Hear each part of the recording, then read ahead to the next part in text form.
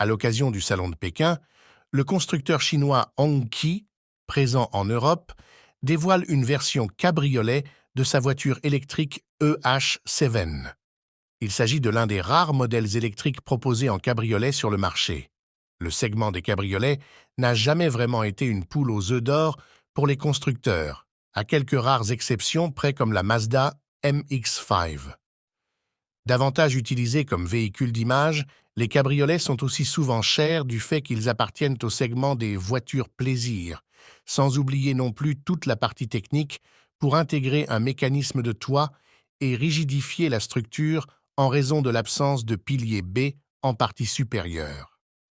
6 voitures ont eu tendance à disparaître avec la rationalisation des coûts CS dernières années, mais elles pourraient bien faire leur retour avec la démocratisation de l'électrique. Preuve en est, MG va proposer le Cyberster, un cabriolet sportif qui développera jusqu'à 435 chevaux, un bon concurrent au futur Tesla Roadster. Un cabriolet fait pour la balade? Du côté de chez Hongqi, le modèle EH7 cabriolet présenté au Salon de Pékin n'a rien de vraiment sportif. Il s'oriente plutôt vers la balade, en témoignent notamment ses dimensions, puisqu'il fait 4,98 mètres de long, 1,92 m de large et 1,49 m de haut, le tout avec un empattement de 3 mètres. Il n'y a que peu de différences esthétiques avec la berline EH7, en dehors d'une chute de toit différente à cause de son mécanisme. À l'intérieur, c'est pareil que pour la berline. L'ensemble est plutôt haut de gamme, avec la présence d'un double écran incurvé de 6 pouces et de 15,5 pouces.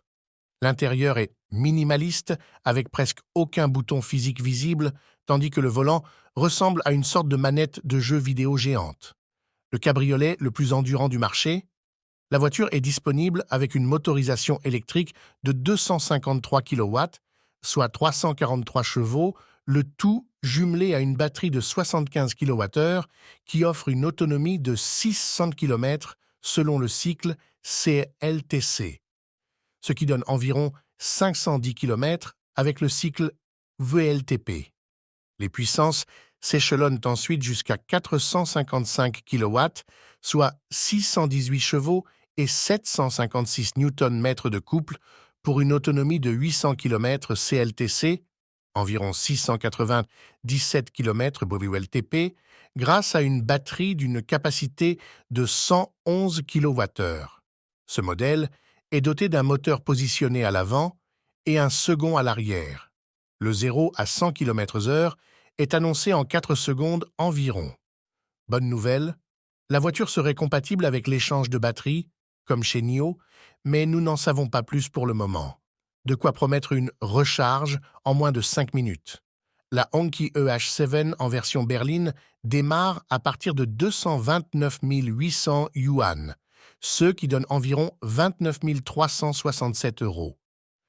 Un prix qui sera bien plus élevé si elle arrive un jour en Europe, ce qui n'est pas à exclure compte tenu du fait que la marque vend déjà ses voitures en Europe, par le biais de la Norvège, avec la Hongqi EHS9.